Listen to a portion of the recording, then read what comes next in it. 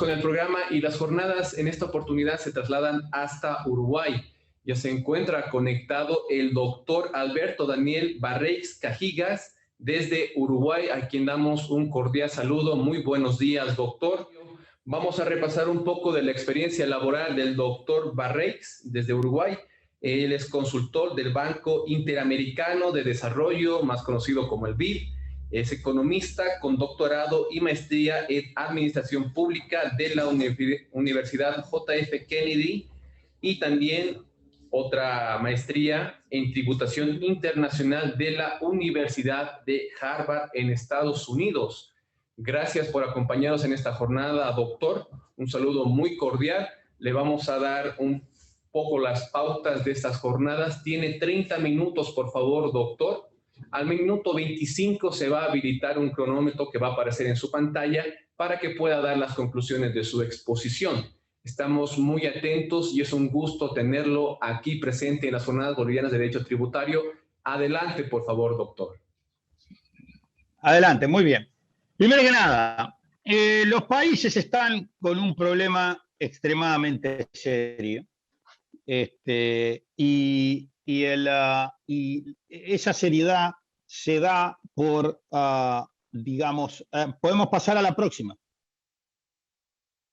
El próximo slide, por favor. Como ustedes verán, en la OCDE hay un gran, en este momento, todos los países están con un déficit realmente como nunca se había dado en la historia prácticamente, en periodos donde no existe una guerra. La visión que hay en este momento es sumamente importante porque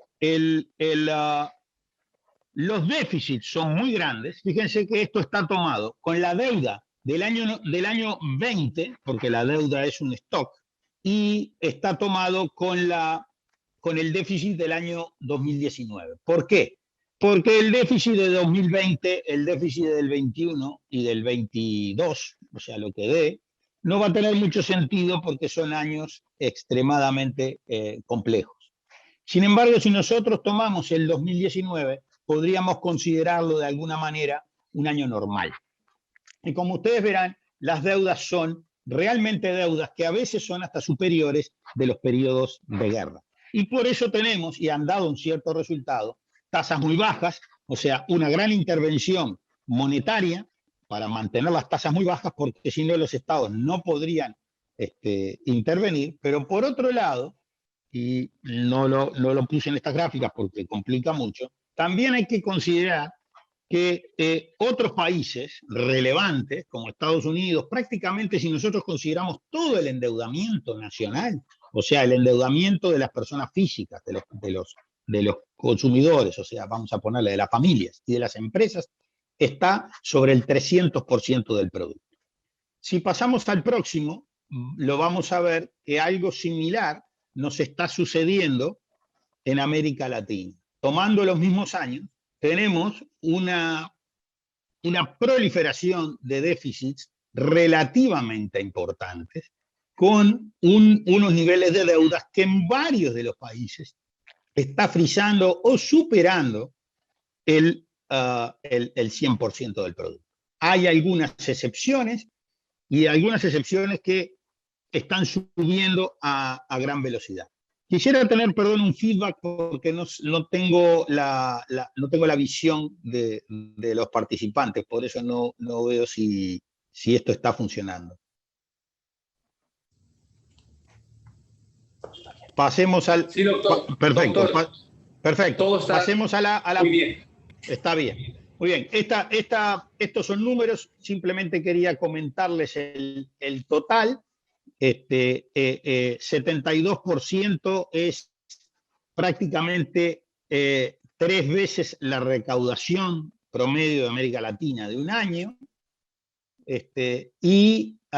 No se ve en el corto plazo una gran solución. Y consideremos que esto ya estaba con tasas de 0%, que afortunadamente no han tenido una enorme implicancia en los países. ¿Qué quiero decir? La gente no se ha volcado a bonos del exterior, no ha tenido mayores efectos en el ahorro, por lo menos hasta ahora. Han bajado las tasas de colocación y han bajado de alguna manera todas las tasas de depósito, tanto las pasivas como las activas. Las tasas cero hasta el momento han funcionado, pero no sabemos por cuánto, porque a partir de la vuelta de la pandemia y por todos los cuellos de botella que se están originando en el transporte y en la producción, está subiendo la inflación. Por lo tanto, va a ser prácticamente imposible mantener tasas de 0% en los endeudamientos públicos cuando uno tiene una inflación cercana al 5%, que es lo que está sucediendo en Europa. Cuando eso suceda, se va a poner una presión sobre los estados para poder financiar un aumento muy importante de intereses que además va a ser multiplicado por el aumento de los riesgos. Entonces, veamos cómo podemos responder del lado de los ingresos. Pasemos a la siguiente. En esta, lo que se ve es la presión fiscal. Y la presión fiscal de América Latina no es del todo baja. Y ustedes, si se fijan, inclusive, Bolivia está a mitad de tabla y está en una forma, de alguna manera, superior a lo que sería la relación de su Producto Bruto Per cápita. Cuando otros países, pongamos el caso de Panamá, que tiene un Producto Per cápita bastante alto, inclusive superior al de Costa Rica, está solo debajo del medido en dólares corrientes, del de Uruguay y el de Chile, está en ese nivel. Entonces pasemos a la siguiente y vayamos muy rápido. La evolución de la presión fiscal y la evolución de los pilares tributarios. Hay 3 pilares tributarios. Es una definición que teníamos con un colega, Luis Vilela, ya desde hace más de 20 años, fallecido por COVID. La situación es la siguiente. Pilar tributario son el IVA, el sistema de imposición a la renta, o sea, lo que llamamos renta personal y renta empresa, que es un poco una simplificación, porque también lo podríamos dividir entre rentas internas y rentas externas, pero el sistema de imposición a la renta, básicamente renta personal y renta de empresas, y por último la seguridad social. El resto de los impuestos no son pesados, no interesan, aunque sí pueden marcar una diferencia, como en el caso de Bolivia o en el caso de, vamos a poner, Arabia Saudita o Venezuela, o en su momento el propio cobre en Chile, o en México el petróleo, aunque está bajando, que llegaron a representar casi más del 25% de los ingresos. Pero eso era por recursos naturales. Ahora, si nosotros vemos así, decimos, pero no estamos tan mal. Digamos, la presión fiscal de América Latina está prácticamente en un 5%,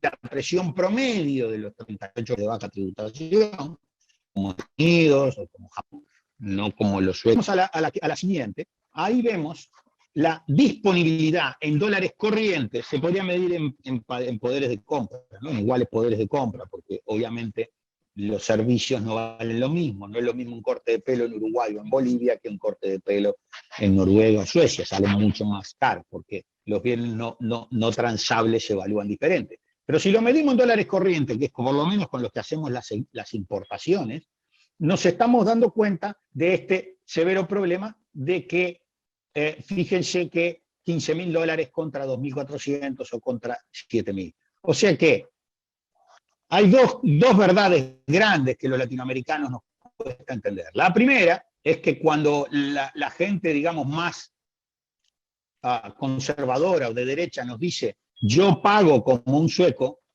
habría que decirle no pagás como un sueco, porque el problema tuyo es que no producís como un sueco. Tu producto per cápita no es tan bueno. Y la segunda, yo le diría a la gente menos conservadora o más progresista de izquierda, es que no hay que ver cada peso donde se gasta, porque nosotros tenemos mucho menos dólares que ellos para gastar. Entonces, para nosotros tener servicios de calidad, vamos a tener que ser muchísimo más eficientes. sigamos adelante. Vayamos rápidamente a la siguiente. Esto es para mostrar cómo han caído en la OCDE, recién empiezan a subir, las tasas de la renta personal, ¿no? Y las tasas de la renta empresa. Por supuesto, los aranceles están desapareciendo en el mundo por los acuerdos comerciales y el IVA está subiendo un poco. Si vamos a América Latina, ustedes lo pueden ver, también el caso es similar, con una caída de aranceles mucho más alta durante los finales de los 80. Pero también se ve una caída muy importante para la tasa de renta persona y de renta empresa. Pasemos al siguiente. Esto ha sido, muy rápidamente, la evolución de las presiones fiscales y la evolución de para los países de la OCDE, del impuesto a la renta de empresas y el impuesto a la renta de personas. Como ustedes verán, el impuesto a la renta de personas es brutalmente alto. La razón de que el impuesto a la renta es brutalmente alto es que al tener altos ingresos se puede obtener mayor rédito en la renta personal. El impuesto a la renta personal es un impuesto básicamente para la clase media y media alta, para que subsidie un estado del bienestar. Salud, educación y vivienda. Entonces, si el grueso de la recaudación, vamos a entendernos, en términos promediales, los países de la OCDE, aún los países que tienen una presión fiscal baja, tienen una altísima participación de los impuestos a la renta. Es inclusive más alta que los países de alta. Los impuestos a la renta personal son a veces mucho más altas que Francia y Alemania. Ustedes mírenlo, comparen Estados Unidos, comparen el propio Suiza, comparen el propio Japón, y es más alta que varios de los países que nosotros solemos llamar como economías más fuertes del bienestar. Esas son economías liberales. Estos que tienen ingresos muy altos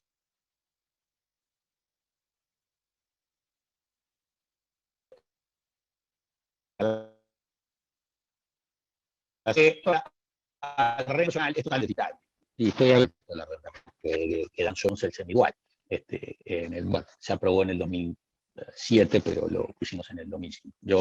Yo no estaba en Uruguay, los últimos 35 años he estado fuera del país, he estado la mayoría del tiempo en Estados Unidos y otras partes en Costa Rica y en otros países de América. Pero como ustedes verán, nosotros somos un poco alérgicos al impuesto a la renta personal.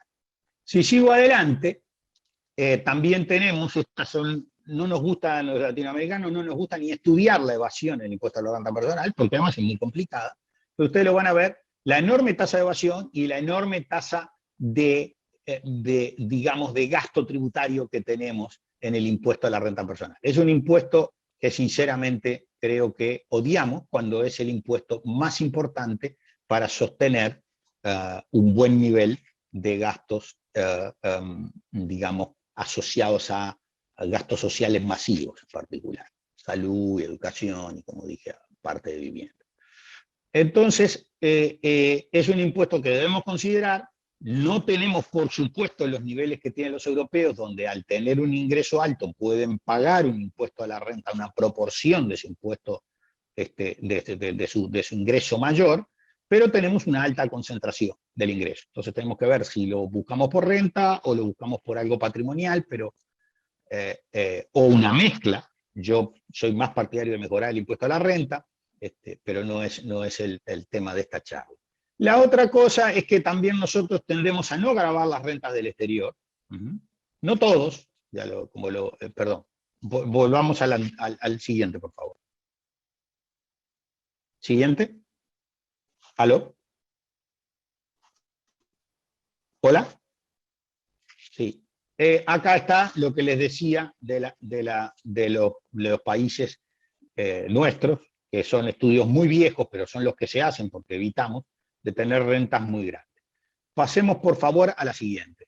Otro de los problemas que tenemos es que nosotros tenemos tendencia a dividir la renta por múltiples motivos, y no la gravamos en forma global, la gravamos en forma separada, no juntamos todas las rentas de capital con las rentas del trabajo, y también tenemos tendencia a la territorialidad, ¿no? Es en el caso bueno, de Bolivia no lo tiene, pero o Paraguay, o mismo casi todo Centroamérica, que está dualizada, no es global, pero además lo aplicamos territorialmente. Y ahora se puede aplicar territorialmente porque hay intercambio, 100 países intercambian información financiera automáticamente todos los años. Eso es a partir del 2019. Sigamos a la siguiente, y esto es las diferentes formas de tratar la renta personal en particular, porque los países en general están tendiendo a que la renta corporativa sea territorial y solo puedan traer los ingresos desde el exterior, la renta del exterior, y solo grabarlas cuando se distribuye. Pero nosotros en las personas no. La tendencia en las personas es grabar la renta mundial, entonces tener un efecto mayor, y ahora se puede hacer porque tenemos intercambio de información. Yo creo que Bolivia está cerca de entrar al foro global, que es donde se intercambia la información, pero donde estamos varios países, toda América Latina, está Ecuador, está Perú, y se ha ingresado. ¿Esto por qué se debe? Y acá viene el problema principal. Viene porque hubo bastantes cambios en la tributación internacional. Cuando en el año 2009 básicamente cayeron los bancos, ustedes lo pueden ver después con más detenimiento, el mundo básicamente occidental, que es el que sufrió la crisis financiera, solicitó levantar los secretos bancarios, eliminar las sociedades al portador y empezar a intercambiar información. Fue un proceso lento, pero se hizo. A ese proceso, que en el fondo debió cambiar nuestra tributación a una renta global y mundial, que es lo que obviamente recomienda por mejoras de suficiencia, se recauda más, por mejoras de equidad, porque por lo general los que tienen renta de capital y rentas de capital en el exterior son la gente más pudiente, y por último, porque al grabar todas las rentas yo no discrimino, y con eso soy más eficiente, porque no discrimino entre invertir afuera y no pagar nada, o invertir adentro y pagar. Eso es lo que se hace con las rentas territoriales. Pudimos aprovechar eso. Pero eso tuvo también consecuencias a nivel no solo de las personas. Recuerden ustedes que, por ejemplo, 14 de los mayores bancos de Occidente fueron, o digamos, cerraron y fueron asistidos por los bancos centrales. 14 necesitaron. O fueron asistidos por forma de ayudas a los países. Entonces, es muy importante considerar eso, porque fíjese que la Bolsa de Valores de Estados Unidos tenía casi un PBI. En aquel momento eran 16 trillones de dólares. Estoy usando nomenclatura sajona. Y la bolsa cayó 40%, pasó de 16 a 9 trillones. Y solo un banco suizo tenía en manos de su banca persona casi 2 trillones de dólares, casi un tercio, la mitad de la pérdida. Entonces, ahí fue donde se decidió levantar a nivel personal. Pero eso luego siguió, porque se dio en paralelo con el fenómeno particularmente de la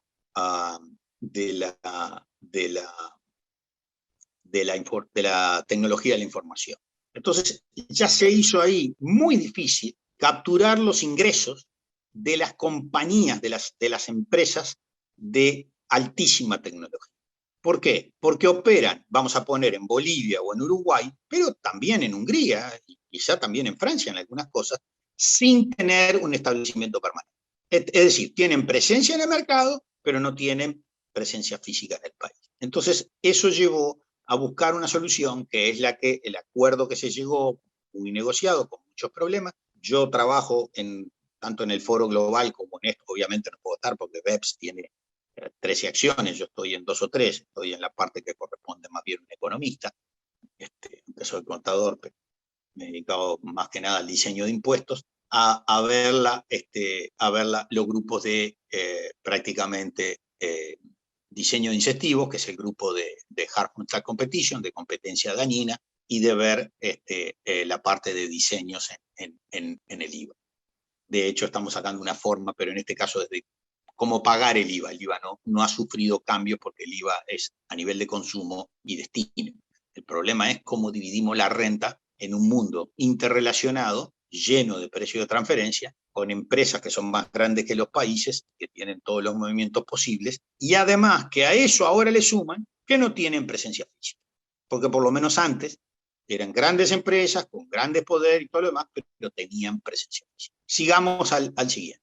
Entonces viene ahora la solución, ¿aló? La solución sigamos para adelante, por favor. Esto es lo que yo les describía del proceso de transparencia internacional, con los procesos como se han dado, de que la política tributaria es negociable, pero la transparencia no es negociable. Por eso está el conocimiento del último beneficiario, el intercambio de información de las 100 jurisdicciones, y ahora se avanza de alguna manera para tratar de controlar a las empresas multinacionales donde ya se había fracasado. Los precios de transferencia no operaban, pero ahora mucho más complicada por las empresas de alta tecnología.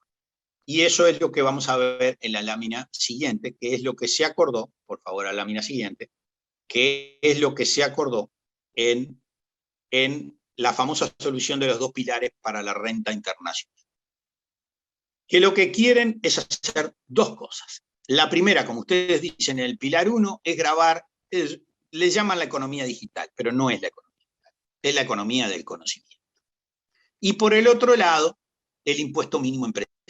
¿En qué consiste el primero? El primero consiste en que las superempresas que dominan el mundo del conocimiento, la mayoría son empresas digitales que ustedes usan, Amazon cuando compran, Google cuando buscan, Apple, los que usan teléfonos de Apple, yo todavía no lo puedo pagar, o no estoy dispuesto, pero las enormes empresas Cisco son más o menos se calcula que serán unas 100 empresas, o por ejemplo WhatsApp y Facebook, que están dentro. Entonces, ¿eso qué es? Es como no se las puede grabar, es completamente, los estados nacionales y los precios de transferencia no están técnicamente provistos para dividir la renta, para determinarlo. Esto no es el IVA, porque en el IVA es muy fácil. Yo consumo en un lugar, pongamos que si vivo en 3 países es un poco complicado cobrarme, pero yo pago donde consumo. Entonces, en este caso, no, porque no hay prácticamente nexos. Entonces, se crean, yo no voy a entrar, hay diferentes formas, para países muy pequeños van a entrar de una manera, pero lo que importa es cómo se va a dividir esa renta. Entonces, el país de residencia básicamente va a ser Estados Unidos y China, que hoy, como yo les digo, están endeudados los dos 3 veces el producto, ya que esto les favorece, van a cobrar el 10% de utilidad sobre ventas. Eso se lo van a quedar. O sea que empresas que vendan, que vendan más de 20 billones y tengan una utilidad de mayor de 10%, van a liquidar por este sistema. ¿Qué tiene el sistema? Tiene 2 grandes patas. Una, el país de residencia, básicamente será para algunos empresas tipo SAP o pudiera ser también de algunos laboratorios, porque recuerden, esto es muy importante, porque la gente no se ha dado cuenta que esto no es las empresas digitales, esto es la economía del conocimiento. Pero para esas empresas que facturan más de 20 millones y que tienen una utilidad muy grande, porque obviamente son pioneras y cuasi monopólicas en lo que hacen, que van a ganar más de 10% sobre ventas, para ese 10% se lo va a quedar el país de residencia. Y el resto, ¿no? El 25% de las utilidades residuales, lo que está en exceso del 10%, se va a distribuir entre todos los países de acuerdo a la proporción de las ventas. Menudo cambio en la tributación. Ya no vamos a tributar por país como tributaba, vamos a poner, por nombrarle una empresa tradicional que operara en Bolivia, la Shell, o una empresa que vendía, era una empresa de laboratorio, un gran laboratorio. Los laboratorios van a entrar acá, porque no es solo las empresas digitales, es la economía del gran conocimiento, del nuevo conocimiento. Las que facturen más de 20 millones Hay algunas que están exoneradas, pero muy pocas, la banca, las empresas públicas, etcétera, etcétera, eso están fuera, aunque facturen 20 billones y aunque ganen más de 10 millones de profits. Esto está hecho para las empresas del conocimiento. Y cuando digo las empresas del conocimiento, es que esto, acá se está jugando el ingreso en renta de el futuro. ¿Por qué? Porque cuando uno compre un auto en el futuro, se lo van a manejar desde Palo Alto, porque el auto eléctrico es una gran computadora con una batería y un motor eléctrico.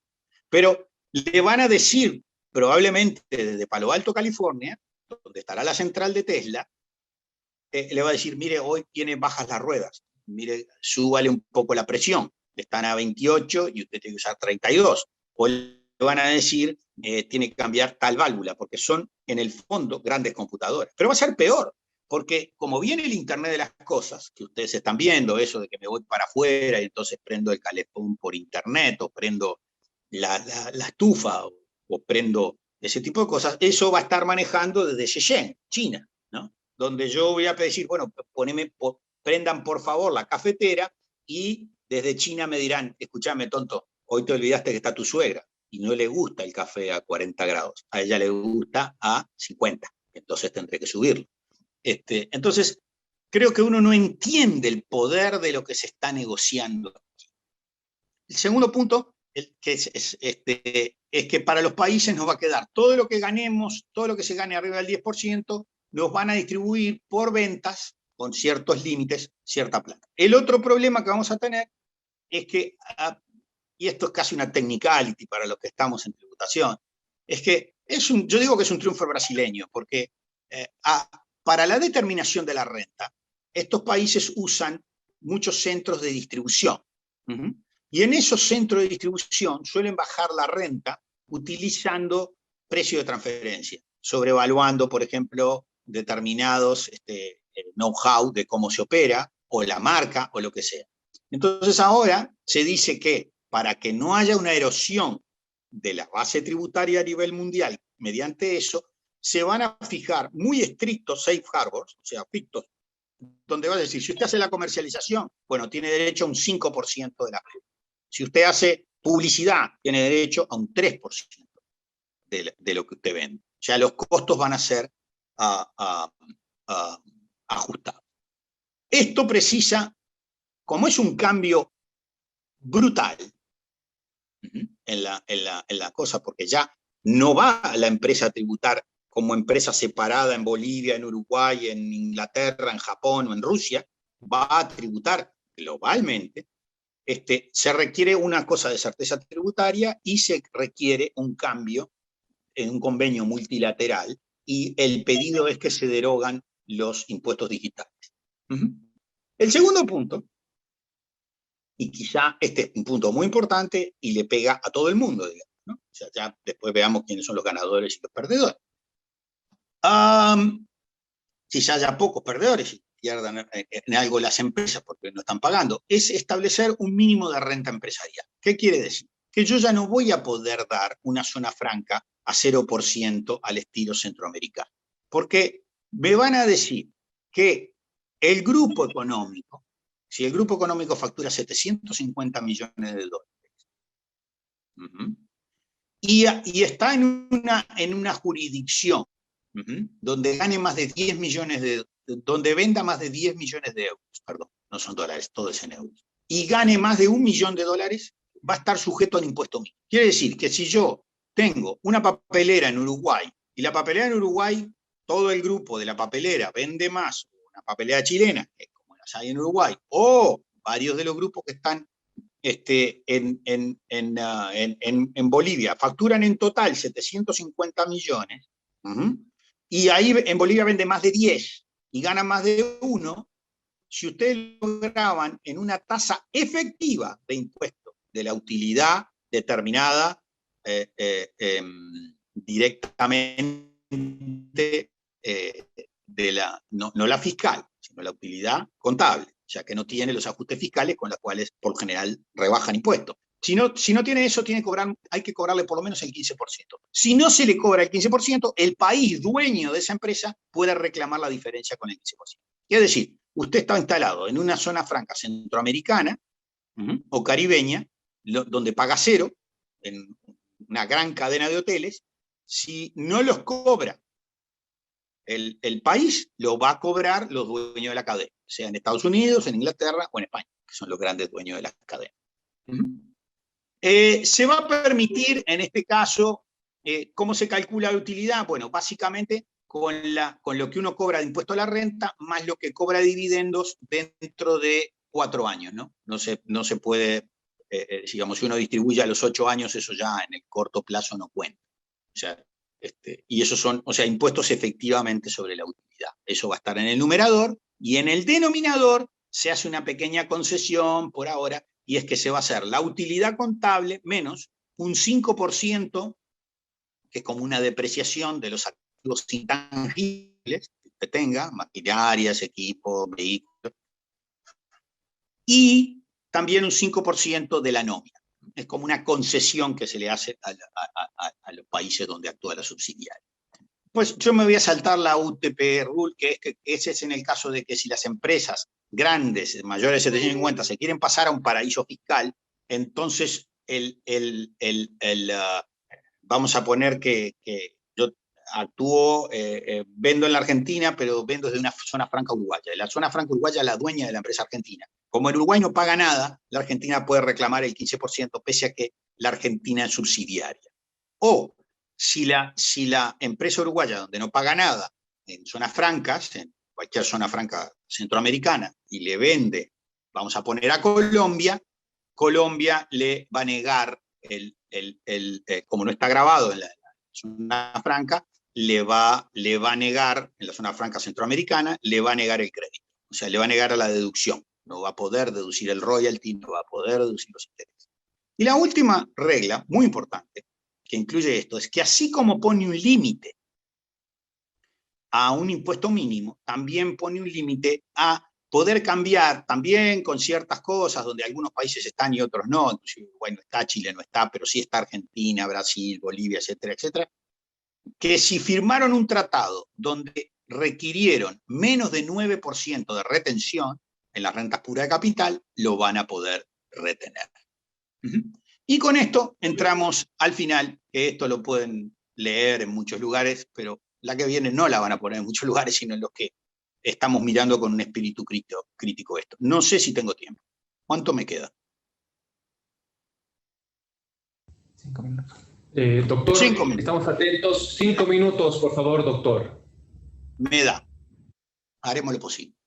Primero, de un lado están las cosas que me gustan y del otro lado las que no me gustan, con el equipo en el cual yo estoy trabajando.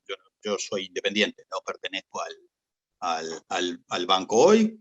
Trabajo, sí soy consultor del banco, pero también lo soy de la CAF y probablemente, y soy del CIA también, que son los organismos latinoamericanos que son a los que yo me debo.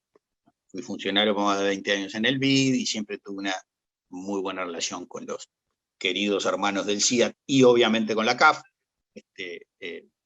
En una reciente publicación que la tendría que haber puesto aquí, no la puse, que es tributación post-COVID.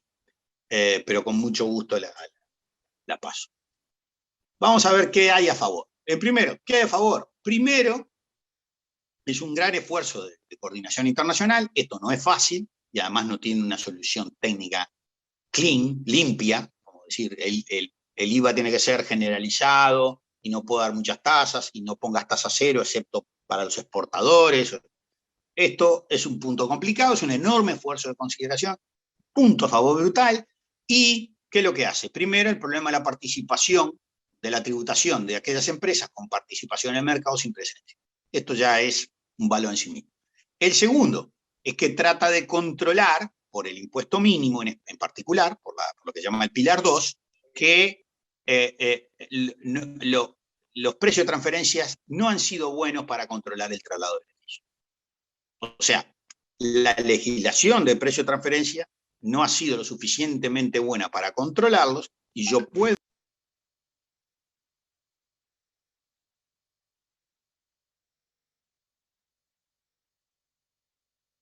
intereses, regalías, patentes, know-how, etc. ¿Ah? Y el tercer punto, creo que va a haber un aumento importante del recaudo, que es lo que tengo aquí abajo. El primero, ¿qué novedades técnicas tiene? Uno, muy particular. Todos sabemos que hay dos grandes teorías del valor, ¿no? Una teoría del valor cuasi smithiana, ricardiana y marxista, que es la teoría del valor trabajo. Todo bien vale por su trabajo acumulado. Después hay una teoría que la superó, que es la de Menger y Walras, que son los marginalistas, que uno dice el valor es subjetivo. El valor puede cambiar de acuerdo a las situaciones que estén y de acuerdo a quien usted sea. O sea, son los famosos marginalistas, que un bien vale con su valor de producción en el margen, etcétera, etcétera. Donde, digamos, de alguna manera no son los costos lo que determinan el precio, sino los precios lo que determinan los costos. Por lo menos en el largo plazo. Acá se agrega una nueva forma de valor, que es el valor del usuario. O sea, nadie paga por estar en Facebook. Y sin embargo, se reconoce un valor a la tributación para que grabemos el país donde opera Facebook. Siempre que se facture la publicidad. Vamos a poner que yo mañana hago publicidad en Facebook para socios que se hagan del Bolívar. Y el Bolívar va a pagar y pagará en la cadena con el representante de Facebook y al final se va a pagar, pero los que somos los usuarios, y eso es lo que da valor a Facebook, se le reconoce un valor y ese valor es reconocido. El segundo, otro cambio tectónico, es un cambio muy, muy de economista, es que ahora va a ser un enfoque unitario. Se va a grabar por un grupo global. Todas aquellas empresas facturen 20 billones. ¿Ah? O lo mismo, en el pilar 2, vamos a grabar solo aquellas empresas que facturen en total 750 millones de euros y que en esa, porque acá es prácticamente una tributación bilateral, y que en esa, o sea, entre digamos, la residencia y la subsidiaria, o lo que nosotros deberíamos llamar fuente, pero hay una relación que está dada a nivel global. Son los montos globales los que definen que yo caiga dentro del pilar 2 y, por supuesto, dentro del pilar 1. Si no facturo 20 billones de dólares, no voy a pagar por este sistema. Pero además, incluyen lo que siempre pidió Naciones Unidas, y vemos que ya no es tanto negocio, que es dividir la renta por ventas. Entonces, es en el fondo reconocerle un valor al destino o al mercado, que eso es lo que es, ¿no? Donde uno hace las ventas es lo que llamamos destino, ¿no? Residencia, fuente y destino. O sea, en un lugar son los dueños, en otro lugar se hace y en otro lugar es donde se consume. ¿Qué hay? Y hay otra cosa que es una mayor transparencia de la economía digital. O sea, ya se está haciendo en este momento para las empresas que facturan mayor de 750 millones lo que se llama el CBC, Country by Country Report. Que lo que tenía, el objetivo que tenía el Country by Country Report era tener el control de los precios de transferencia. Pero ahora se va a usar para liquidar el impuesto. Bueno, esto ya como lo dije anteriormente, es muy importante porque tiene en el pilar 2, al tener un impuesto mínimo, yo limito el traslado de beneficios, ya no me conviene en mi lugar para no pagar impuestos, porque ahora voy a tener que pagar un mínimo. Segundo, reconozco la insuficiencia de los precios de transferencia, porque para la comercialización y distribución del pilar 1 voy a aplicar el método brasileño, Safe Harbor, 5% para publicidad, 3% para distribución, etcétera, etcétera. Y segundo, apoyamos a los pequeños países para que las grandes empresas no abusen de yo no quiero pagar nada y se haga la carrera al cero por competencia por inversión. Muy bien. Ahora, ¿cuáles son los problemas que tenemos? Y pasamos al segundo cuadro.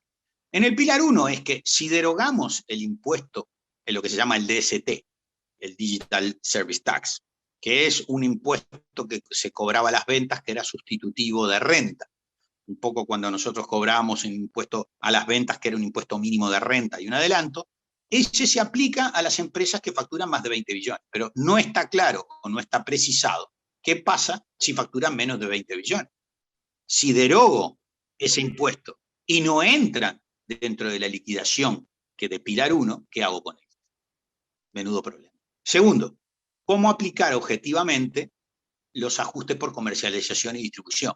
Que habíamos quedado que para que no se bajara la ganancia de una forma ficta, se iba a controlar muy estrictamente la publicidad, un X%, la comercialización, otro X%, y si va a ser. Eso es sumamente complicado. Pregúntenle a los brasileños que son los dueños de este tipo de fictos y safe harbor. Pero es un triunfo, sin duda, que siempre Brasil discutió en las cuestiones de precio de transferencia. Brasil no aplica la teoría del valor comparable. Brasil aplica un ficto.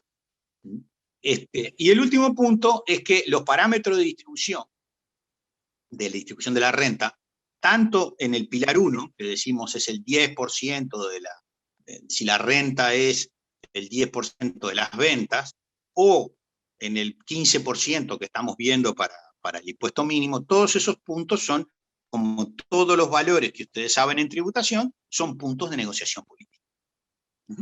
Muy bien, ahora pasemos al pilar 2. ¿Qué problemas tiene ese común al pilar 1 y al pilar 2?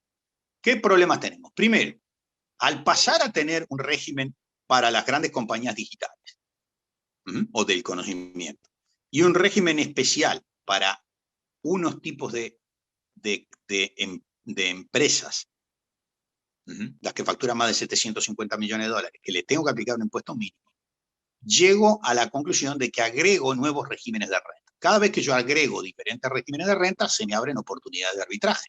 Eso lo sé, porque cada vez que yo abro, que doy un incentivo, y sobre todo si rebajo y muevo en tasas, muevo de alguna manera, trato de moverme ahí donde pago menos.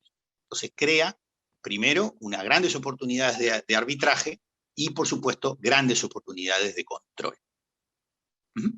Segundo, siempre se dijo que había que mantener el impuesto a la renta, o por lo menos partes de sus tasas superiores, relativamente cerca del impuesto a la renta de empresas.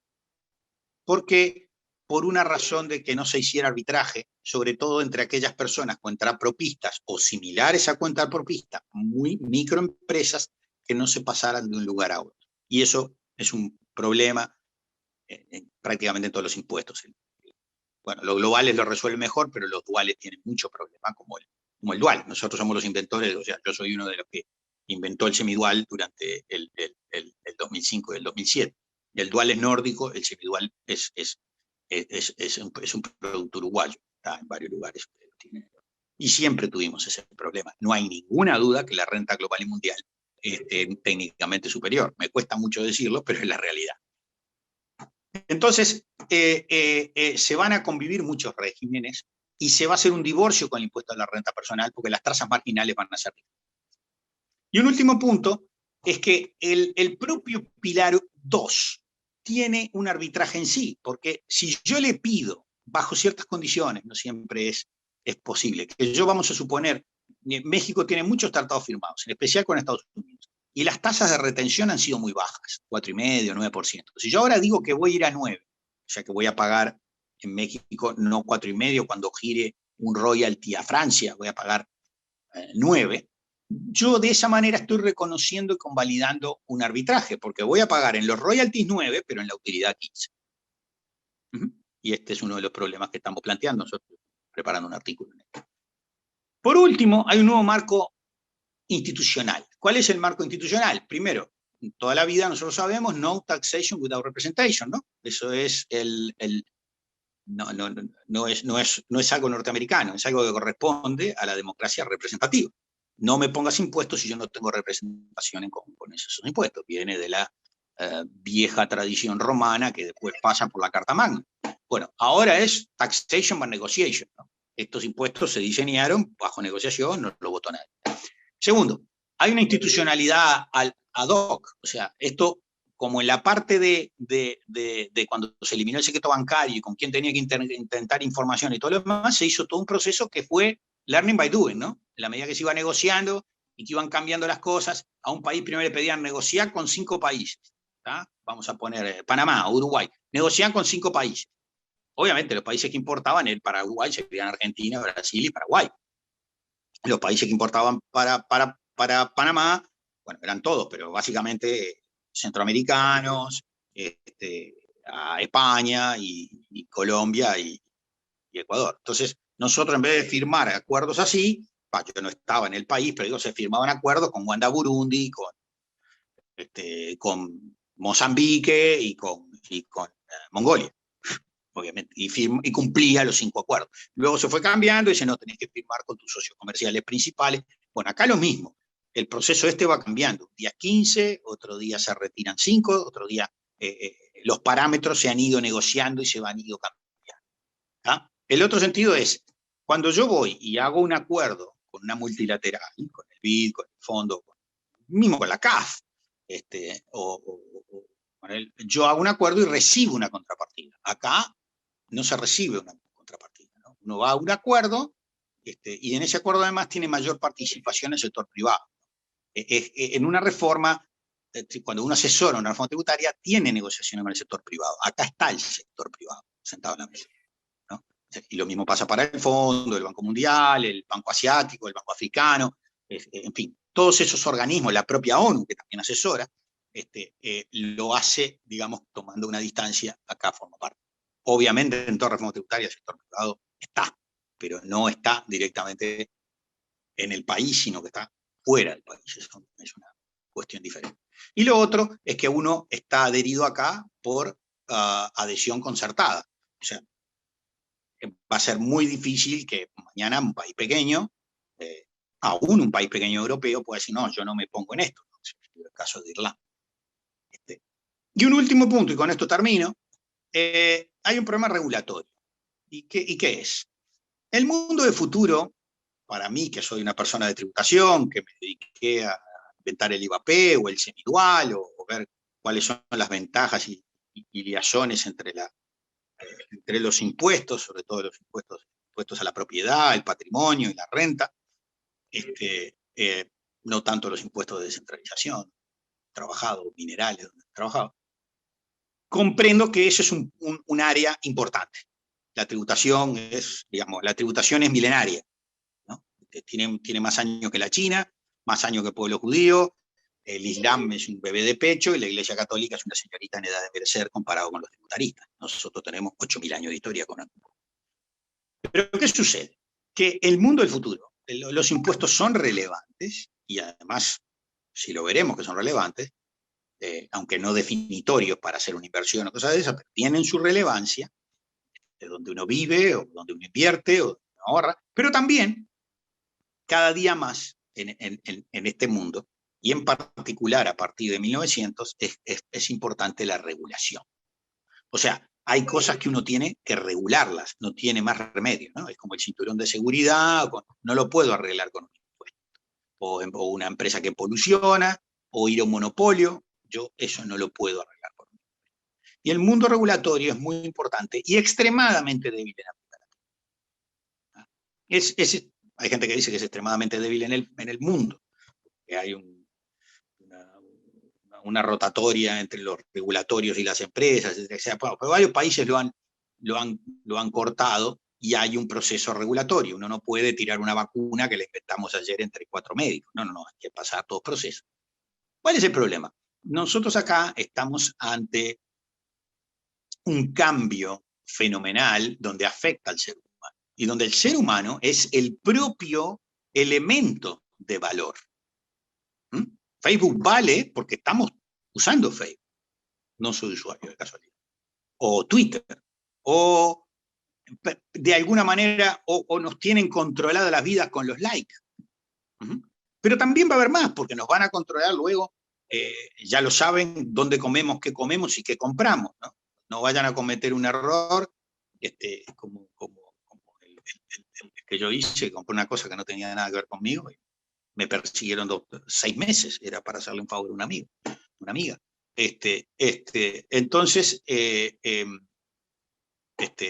compré un sombrero muy especial, en vez de comprarlo a mi esposa, lo compré yo, y después me mandaban cosas de sombreros. A mí los sombreros no me quedan bien, y menos los que son rosados y de copa alta, pero bueno, pero eso puede pasar naturalmente porque ellos hoy nos conocen más. Entonces la regulación se vuelve tremendamente. Doctor, ¿me puede escuchar, por favor?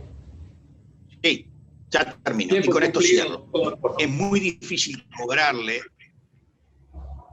ya termino, es muy difícil cobrarle o regular al que yo le estoy cobrando. ¿Por qué? Porque el Estado, y esta va a ser la economía del futuro, se va a volver muy dependiente de estos ingresos. Piensen ustedes en grandes empresas, aún en empresas públicas en Bolivia, se le hace a uno difícil regularlas, porque el propio Estado que le tiene que cobrar depende en buena parte.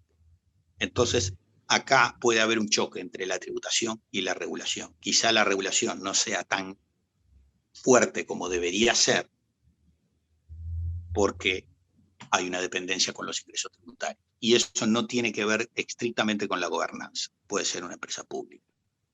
Gracias. Muchas gracias por la exposición del doctor Alberto Daniel Barreix. Desde Uruguay tuvimos algunos problemas de conexión, pero la exposición estuvo totalmente completa. Agradecemos al doctor, por favor, y que nos acompañe hasta el final de las disertaciones para la ronda de preguntas. Lo invitamos a que continúe en conexión.